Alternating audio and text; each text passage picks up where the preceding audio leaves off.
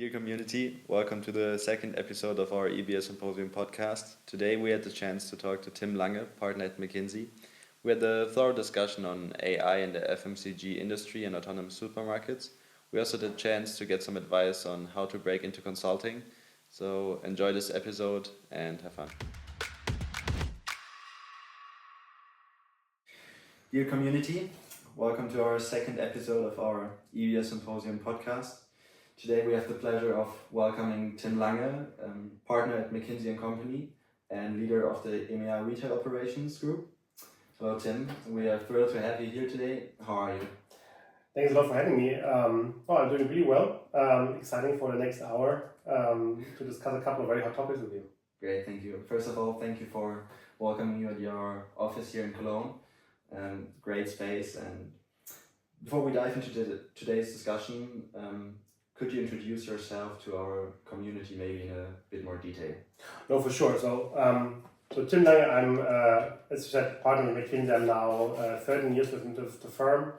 Actually always in the area around operations and the last probably 10, 12 years in the consumer and retail space.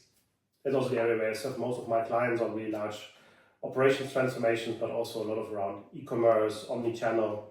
Mm-hmm. And that's kind of what I do. And in Cologne, I live here. I have 2 kids, and I'm married with my wife Julia. And we love the city, even though we are from the south, right? But I think we really love the city, and we will stay here for sure for a while. Lovely to hear. Okay, then maybe we start with your academic journey.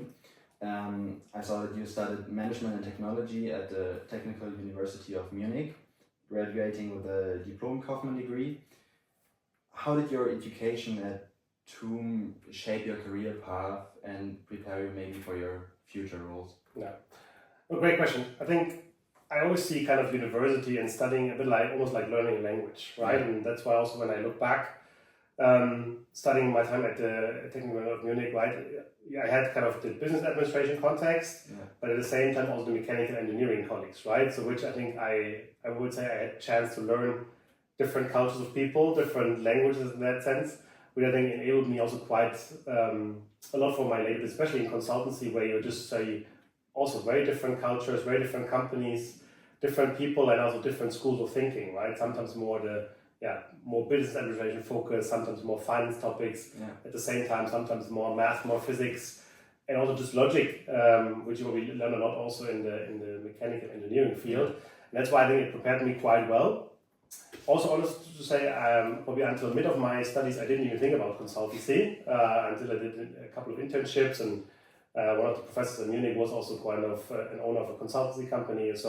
And then you got more and more into touch with the consultancy space, and look now, 13 years later, I'm still in that space. So therefore, I love it. Okay.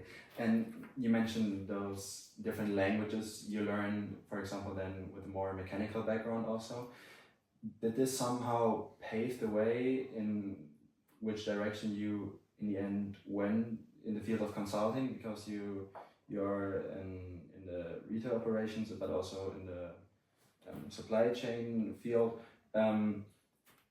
Did this influence your decision? I would say it definitely helped, right? So if I look on my whole background, I always was a big fan of math and physics, combined with some business administration, and also I think that's also what I then also did in my studies, right? And after when I started with consultancy, I knew I always wanted to be in operations, which is exactly at the interface of technology, engineering, but also obviously business administration.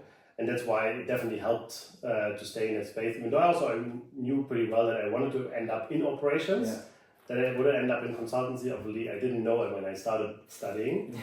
But that definitely helped. And when I started my career in McKinsey, right, I also focused a lot more at the beginning on automotive or advanced industries, as we called it.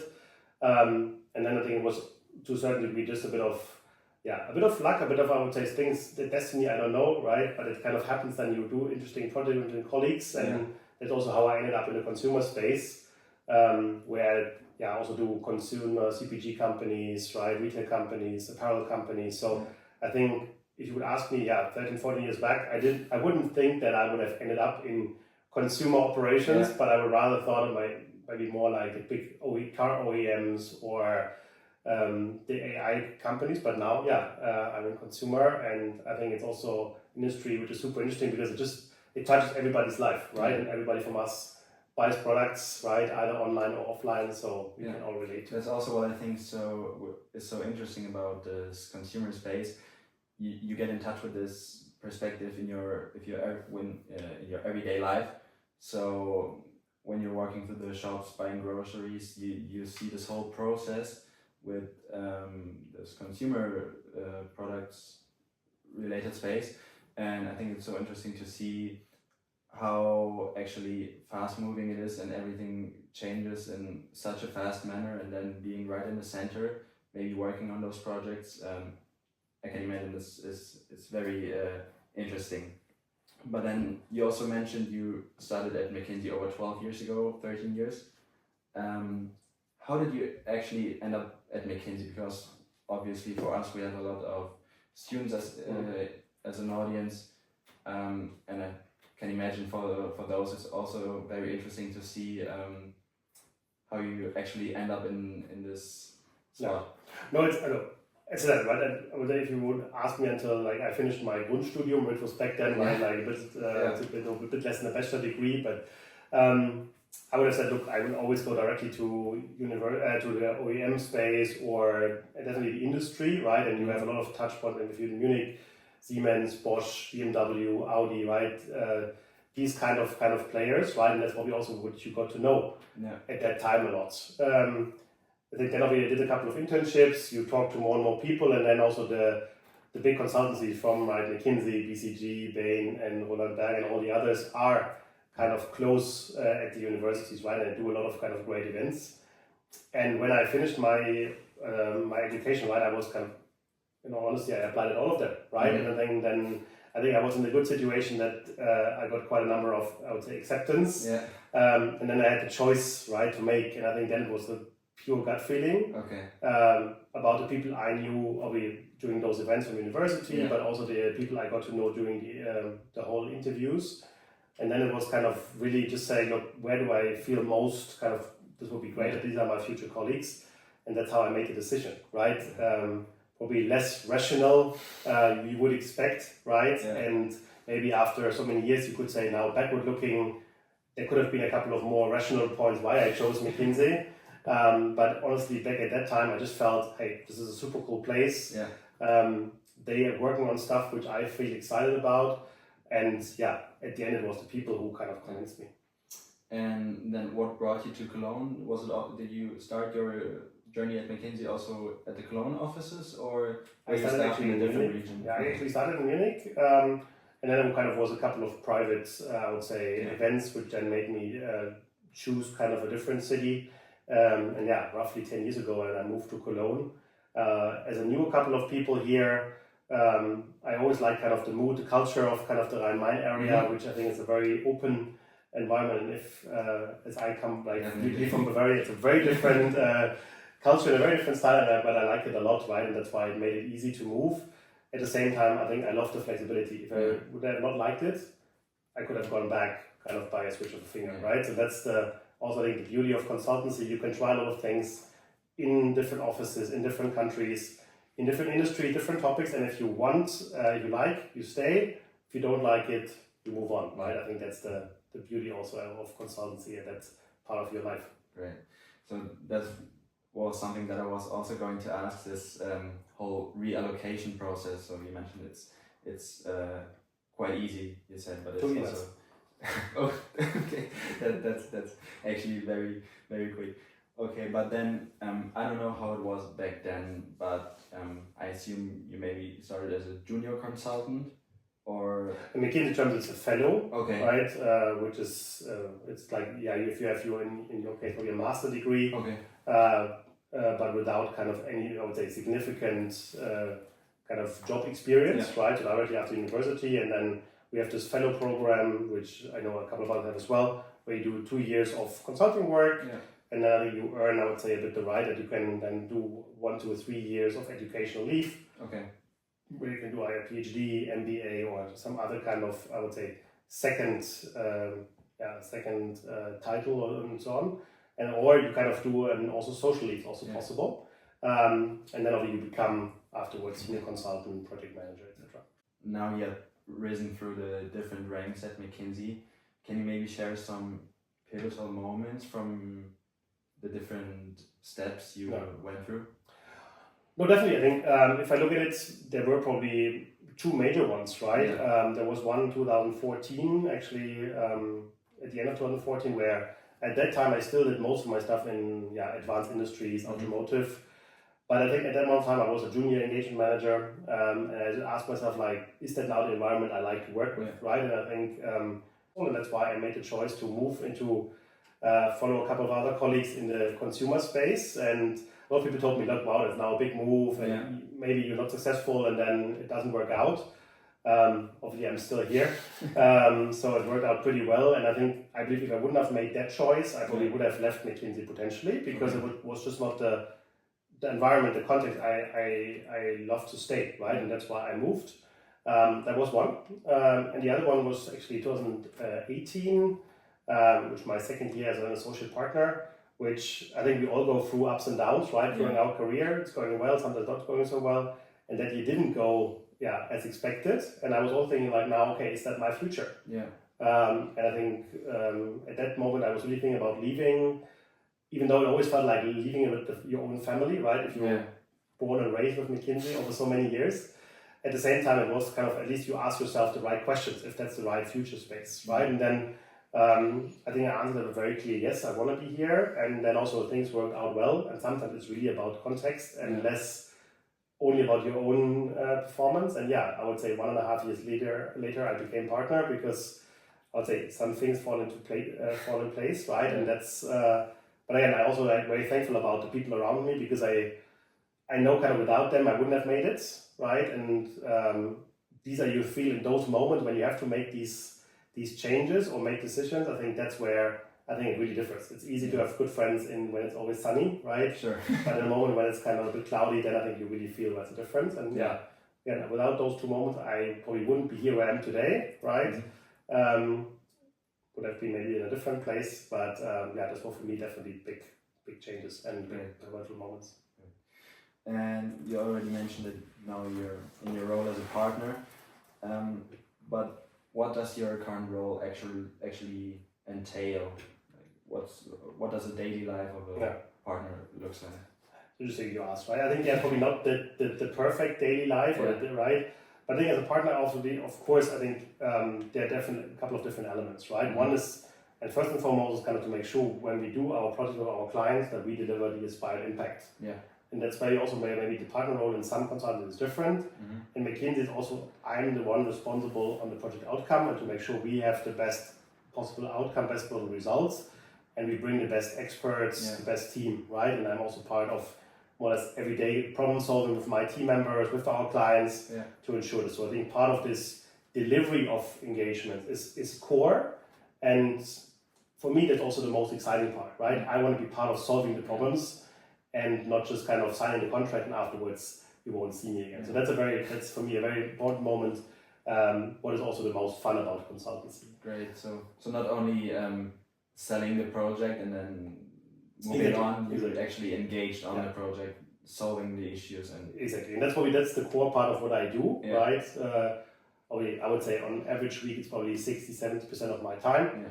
Then the other big part is what we call client development, which is about thinking how can we help our clients grow, right? Improve their business, improve their sustainability, but leverage also kind of the big chances outside of AI, right? How can our clients, I would say, work on the toughest challenges, and it also means we call it client development when you respond to RFPs, but you also work with your let's say clients to say what's next for them, right? And I think our logic is if we are a strong partner and we have something to say and we can help them because we have the right insights, the right expertise, we will always then kind of partner up with them, right? And that's also, I think, that's why it doesn't feel like selling, as you mentioned because it's less about this very commercial, but I think obviously it's part of this that you kind of generate new business with them. At the same time, always make sure that it's the right thing to do for our clients. I think that's the other big piece, and I think the third one is, as we are a leader here of McKinsey and we have a lot of great colleagues who we want to develop, right? We also want to make sure that we kind of help our colleagues grow. That's part of people committees, that's part of personal apprenticeship. But it's also, and that's my firm building role, as we call it, this EMEA operations and retail, to think about, hey, what's next? What's coming next in those ways? What are the big topics our clients should work on? And what's the McKinsey offering to help our clients here? I think that's key. Okay. And we'll come very soon to this whole AI topic in relation to your field, but how do you already implement AI? Can you share some insights on how maybe AI is already used in the field of consulting? It is definitely. I think for example, we built our own Gen AI chatbot. It's called Lily. There also come some articles out there, so if you want to read it. But it's kind of quite interesting because I think it's obviously as a consultant, right? McKinsey built on a huge, vast knowledge, right, which has been created globally from our think tanks, from our experts, obviously based on engagements, right, which are if they're sanitized and some general industry concepts. And now with this new opportunity, right, you can really say, look, you could ask Lily, for example, for the best experts or for the best kind of concepts, right? Or you can also ask Lily to summarize certain documents and give you the insights there. And I think that's kind of quite used already quite a bit, because it just helps the initial search time for content, so right? Very much about efficiency. Exactly, it's about efficiency, but also I would say new ideas, right? Because sometimes you might be in your own area, right? And then if you ask kind of such a system for what are maybe some trends, what are maybe some latest innovation, you will learn something new, right? But I think this kind of, it's definitely a question about efficiency, but it's also a question of speed, right? And I feel that's kind of definitely quite helpful. And I would say, you can imagine we have millions of documents which are in our internal databases. If you now, and of course, we also had a called platform No, right, before, and still existing, where we have all those documents stored. But finding the right document, finding the right pages out of that document can be very time consuming, similar finding the right experts. And if you can really, I would say, accelerate this process, that's a huge benefit. And that's why I think where Gen AI definitely also for professional services made a big difference already, and I'm sure we haven't fully exhausted it yet, so there's a lot to come. I also guess there's very much to come. But then let's shift our focus to this very exciting area in the FMCG industry. I was thinking about AI and autonomous supermarkets. Can you provide us an overview of how AI is being integrated right now in the FMCG sector and the impact it's having? So I would say we're still at the starting point, right? So I think if you look around, every company says, look, we are piloting this use case, we are piloting, it's not like, okay, you have, I would say, the Microsoft Copilot, or you have some use cases part of their planning systems or their store systems. We're still very much at the beginning of it, right? So there's a lot of pilots ongoing. You see every day new startups, right, coming up with new ideas, software companies coming up with new use cases. If I'm honest, I think the interesting thing, if you later on will boil it down, overall, it will be down to 20, 25 impact areas where it really makes a difference, right? And within each of those impact areas, there may be 2 or 3 use cases you have to do well, right? And I think with that, you will be able to capture significant value along all dimensions, from customer experience, cost, obviously inventory, as well as sustainability, right? But I think many companies are still really at this baby step to understand where's the value, what can I do, and also cutting through that complexity, because just the amount of use case, the amount of stuff you can get outside is just tremendous. And I think that's where I think also the biggest challenge is to see what do you really have to do versus what is more expensive toys, right? And I think there are many other considerations. Obviously, I think I don't want to talk too much about the risk of AI and the mitigation actions, but think about the autonomous supermarket, as you said, right? The technology is there with all the cameras. Even in Cologne, there's one store where it's really, you don't have to pay, you just put it into your basket. Cameras will film what you do. It will, I would say, identify the product, the amount, and afterwards automatically from your credit card deduct the amount. But if you ask people, right, some people say, look, this is super efficient. I don't need to interact with anyone. I don't need to queue. I just go in there. It's super efficient. At the same time, there are other people say, look, Now, the camera system will really observe every step I do, every touch I do, every product I buy, and it's obviously, right, once it's in the cloud, there's profiling, right? There is a profiling done, right? And some people feel not very excited about this, right? And then there's probably a third type, and I'm sure there are many more, where then they probably don't like or still appreciate a lot the interaction with human beings, right? The experience of kind of interacting, asking questions, etc. So I believe there's a lot of interesting stuff I would say you can do today already, right? And I think it's from automatic, right, as like this scan and go, or even without scanning, just like touch and go more or less, right? Or self-scanning or automatic checkout. But there are many different options where the technology is developed, right? Question is still, is the end-to-end business case always there? But that's a second question. But it's also like, does the customer accept it, right? And I think if you look around, I personally believe we will see many different models evolving, right? There might be some models where you say, hey, this, I would say touchless go is kind of something which could be very well accepted in areas where you have a high turnaround at airports, at train stations, where even today self-checkout is probably the dominant piece, where it also has to be fast, right? Sure. Well, there will also have to be some other mass supermarket types where there's also this more personal interaction, maybe less autonomous, maybe less automated, where people will still appreciate it. So I think there will be different worlds out there, and I think we as an industry, we need to make sure where does really the big benefit come from, right? And I think there are a couple of very good no regret moves. At the same time, there are some other business case or other use cases where the business case is not that clear, and I think that's exactly what I mentioned before. Companies need to make a choice where they really invest in, and if they find the right priority areas, I think there will be definitely the difference between the leaders and the laggards. Well, because you can't do everything, and if you do nothing, it also doesn't help, right? So that's a big difference. Yeah, I also before I got here, I also wanted to make my own experience and maybe going to an autonomous supermarket, but my kind of experience was already blocked at the entrance when I wanted to get this. For me, it was like kind of an experience. I wanted to, or an experiment. I wanted to recreate this scenario where I'm just walking home, and maybe it's a Sunday. You walk past a 24/7 autonomous supermarket, and you just want to enter and grab some stuff on your way home. And then obviously you had the chance of entering with an app or with your credit card.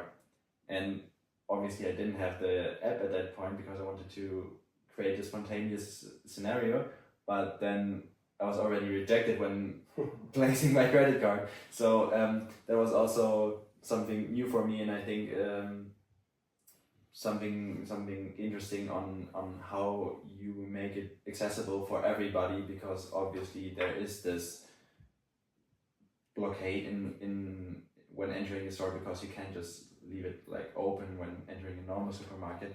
So I think it's also interesting how it will evolve in the future with making it accessible for everybody.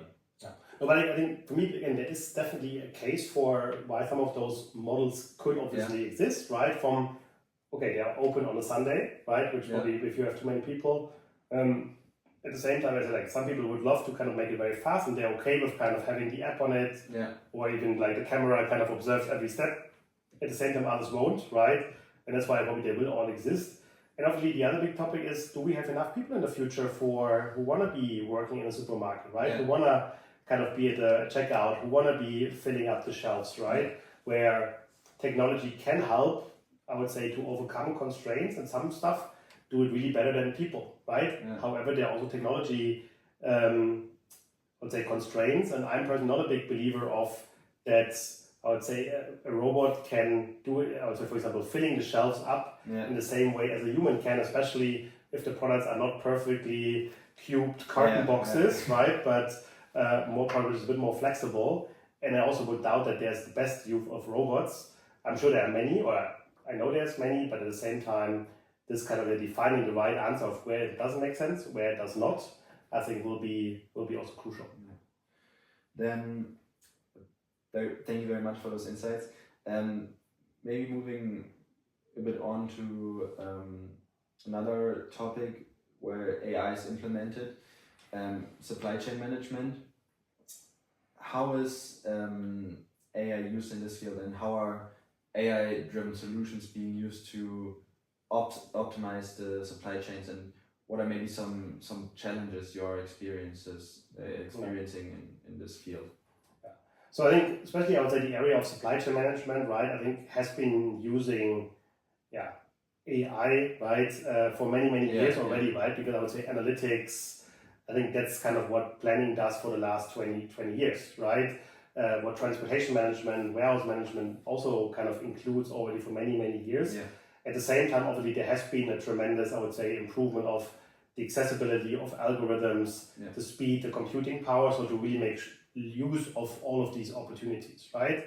And obviously also robots, automation, many of these things become a lot more efficient, but also a lot better, kind of if they're kind of enhanced with AI, right? So I would say it's on the one side, if you look at kind of all the major systems, again, from planning, procurement, all the way down to warehousing, logistics, AI is, I would say, core to many of them. Now, we all know AI is a very broad definition, right? And some of the colleagues might just say, look, it's just operational research, and sometimes it's just linear programming.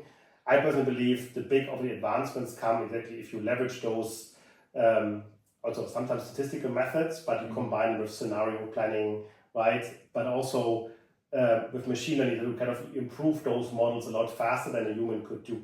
Yeah. So I think that's definitely something where, and that's true actually for all different areas, while I believe in the area around planning, right? Also the software companies have made quite a big step already. Have every client captured all the value of those systems? I would say definitely not, right? So, but I'll come to this in a second about the challenges, right? But I think especially the area of planning, I would say there's a lot of stuff where AI already makes the difference. I think especially in logistics, I believe there's a lot more opportunity. And if you go further down towards store operations, towards also returns, there's a lot more we could do, and this will come. So, but also like, if you can look at it, I would argue most of the companies, if you think about a scale, right, a horizon of maybe 4 steps, right, I think where really like 1, you develop kind of the vision, 2 is kind of more pilot, 3 is kind of, I would say, selective use, and 4 is then kind of common practice. I would say the average company is probably in horizon 2, right? And obviously also if you would ask them, probably the answer you will get, we do a lot of stuff, but again, you see a lot of pilots are being done rather than a consistent rollout, which I think is one of the key challenges. How do I kind of afterwards scale those use cases? How do I make sure I get my people along, right? Because probably one of the big hurdles is if people don't trust the new system, they don't understand it. People will kind of probably still try to play with the numbers, and with that you probably rather make it worse than make it better. So I think that's definitely how you can really build the capabilities, how you get your people along is definitely 1. 2, right, we all talk about Gen AI, advanced analytics, etc., but you need proper data for it, right?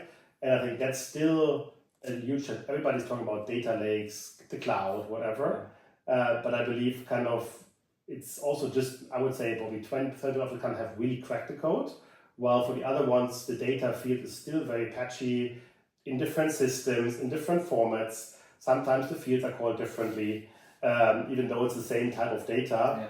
And I think that kind of still harms, I would say, also the scale up of new AI solutions, because everyone thinks like AI will solve it all. No, right? I think if the data is bad, right? Yes, Gen AI can help to, I would say, classify unstructured data, can I say read unstructured data. At the same time, if the data is just crap, it will not be, solve this, right? And I think that's for me almost the biggest topic, which companies don't do enough on, right? So it's similar to, I'd say, they don't get their people along to trust the system.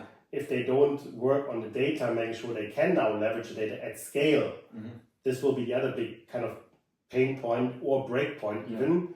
If you could leverage it right beyond, hey, I have now for one country, for one specific warehouse, for one specific use case, hey, it works super cool, but then afterwards I want to scale, it doesn't work, right? So I think that's the second, I would say, big challenge, right? And I think, and then the other one is really, and as I mentioned this before, is the complexity of what's out there, right? There are so many use cases. If you go to a conference or a trade show, it's just, on the one hand, it's fascinating to see how many companies out there, how many different use cases are there. But if you then ask yourself, what's now really the incremental value of individual pieces, you will see it's kind of very quickly become almost neglectable. And I think that's kind of where I think the industry, together with the tech companies, with the universities, also need to help the clients, right, the users afterwards, to think what really must make sense, right? And that could also be for you guys as the next generation of leaders.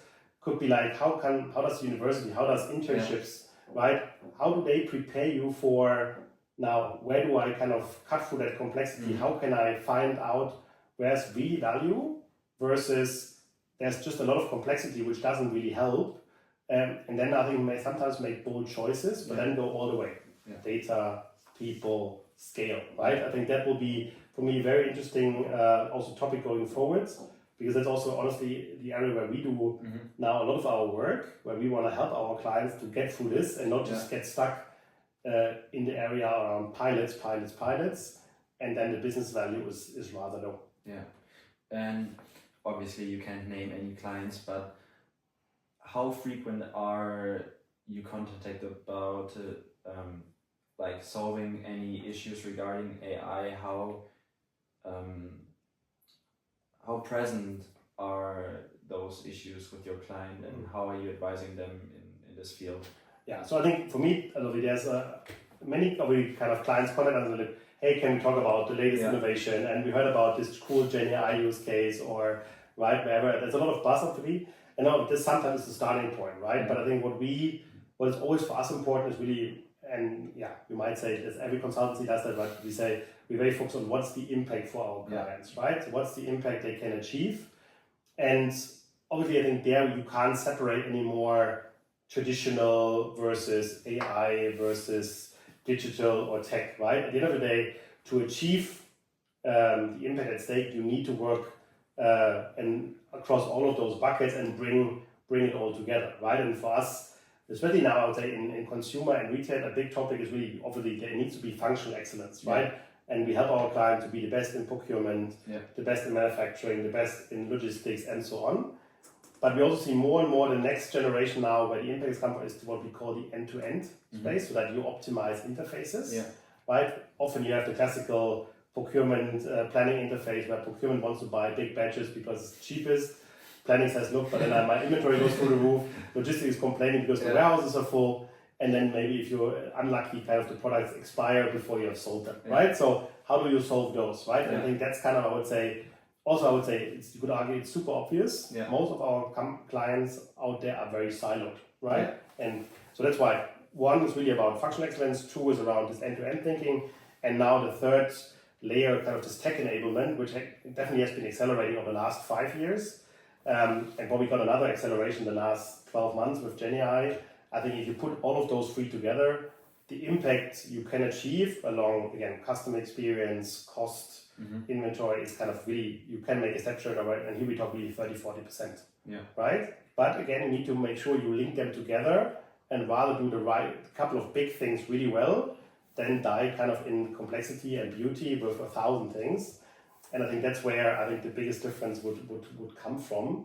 And again, I believe Gen AI will be a huge enabler, but not less as a simple technology, but I believe the interaction between humans and a machine can be so much better with AI and Gen AI, where you get also the average, I would say, employee to do a much better job than or that the individual could do before. And I think that's also where I personally believe the biggest value, especially of the latest developments, that I would say you don't try to get can't get everyone to be the best planner, the best logistics guy, but you get the average person to a much higher maturity level than before. Okay, and then maybe now, personally, I think we're very much still in the beginning in this whole generative AI space, but how do you think, what's the best way for companies to prepare what's to come? How can they prepare for those major changes in the future? So I think I mentioned some of the two core elements before, right? The one thing is really think about their data structure, right? How do we make sure the data we have in the company, but also externally, how do we get them structurally captured and in a format where we can do afterwards access them easily. I think that's because, again, without data it doesn't work. At the same time, how can you build and develop the next generation of leaders and help the people along, right? Because the beauty about AI and Gen AI is that we will be able to automate a lot of transactional tasks which the human being can't add a lot of value, right? It's just a very manual thing. It's very repetitive, right? At the same time, a lot of people also like that, right? That's their in and day out. So how do you help them kind of to grow into different roles, right? How can they potentially be someone who, I would say, orchestrates or oversees, I would say, a system rather than kind of do all those manual tasks themselves, and then rather spot errors, or if there's a bias in the system, how you can then take out. So I think, but that's something which is, on the one side, there's a technical capability, which of course you can somehow ensure with kind of education programs, etc. But I believe there's a very big cultural aspect in that, and sometimes it's also, I would say, there's a certain fear underlying, right? If you're afraid you might lose your job because the machine is coming, would you then probably, right, make sure you work together with it well? Maybe not, right? But I think that's why also we need to give our people on the one hand, I would say, the security that there will still be a role, right? And I believe the augmentation of a human being by AI, this is what it really is. And then the good thing is, we humans, we have so many great capabilities, and we should use them very differently. And especially in the ages where we're now coming, right? Where we have a lot of baby boomers retiring, we will need the people doing really the things where we can add value. So that's why, again, data and people, and again, the companies need to start thinking about this early, right? And also, again, data are probably very simple, at least at the first glance, but also on the human side, you will need new profiles. You will need data scientists, right? You might not need now programmers for every piece, right? I think that's not maybe the future, but we need people who understand data, who can translate. And I still believe that translator capability, coming back to what I said at the beginning, a language, right? Or a couple of languages. If you can kind of translate from business to tech to analytics, right? If you can get this all together and then make sure you help people along, this will be a huge also competitive advantage for people in the market if they are really, really well on those. And also there, I think we have to do a lot of stuff, personally, I believe, because we are still trained very often in one dimension. And if you think people who are like 20, 30 years working in a warehouse or in a certain department, copying the one file to the other one manually and writing that down manually, sending it, hopefully not only by fax, right, but maybe to email someone else, or somebody else takes out the information from that email, puts it again into a system. That still happens way too often, right? And I think we need to help those people that they don't be afraid of a machine can automate my job and I will lose my job, but rather, hey, the machine will help me so I can be a lot more efficient and I can do much more exciting stuff. And with that also add more value to on the excitement of the people, but also to the value of the company. And then that's where I believe there's way to go. And also hope the apps will also do quite a bit of area of education, because I think that will be a core capability in the future. So very much about setting the right foundation and maybe encouraging people to work with this new technology. Okay, then lastly, maybe for young professionals that are looking to break into either consulting or this retail OME space, what are some advices from your side? What can you pass on to the younger generation? What should they focus on? So for me, probably number one is really be curious, right? There's so many new things, new business models, new companies, new use cases, new technology, call it whatever you like. There's so much stuff out there, and I think just by being curious, trying to learn, to observe, to try new things, I think that's probably something which I would love to people to see, right? Because the more you're open on these new things, you easier will be able to embrace change. So I think that's definitely number one. Two, also try to become a lot more, I would say, multi-dimensional in the sense of what you learn, what you know about. Right? I think a couple of years ago, people said that, you should study informatics or statistics because you will be the future of every company, and because you will be only one be able to program. now you might argue with Gen AI, you say, hey, 80% of this can be done now by prompting. By prompting, right? Where I'm sure the answer is always somewhere a bit more nuanced, right? But I think that's why you see kind of this education and what you learn should rather to enable you to then again go into new areas, solve problems. So, but that's why I think be curious and be open to new things. The second one is I also like this. There are some very classical capabilities about logic, right? Connecting things into a bigger picture, right? Also remembering things, speaking languages.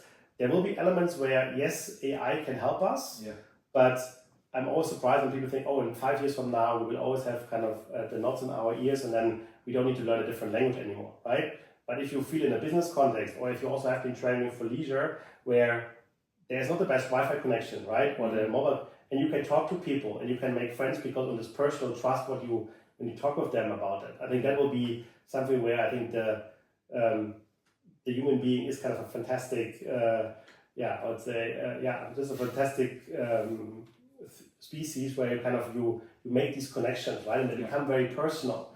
And I believe that's something where you can also, by being, having this ability to still speak local language, to connect to people, this social fabric, I think that's something which AI won't be able to replace, and it should never do that. And that's why also there, invest in this, right? Learn new people, learn new culture, learn new languages will be something where I would also myself would invest a lot more. I was in Singapore when I was a student, right? But I would do a lot more those times because you're so flexible in this age, right? So why not seeing, 3, 4, 5 different countries, right? Doing internships at different companies from the tech sector to maybe it's very basic in other industries, right? But you see different things and you probably can relate to how certain people feel. And it will keep you grounded to a certain degree. So I think that's for me also something very important. And then I think last but not least, obviously, there is a lot of stuff coming our way, right? But by being curious, knowing a lot of stuff, right? I also would say if you, right, you will be able to kind of transform it to the next level. And I think that kind of also ambition you need to have, right? I think there are so many unsolved problems for the world, and if you think about sustainability, if you think about poverty, right? I think there's still something where we have to solve something.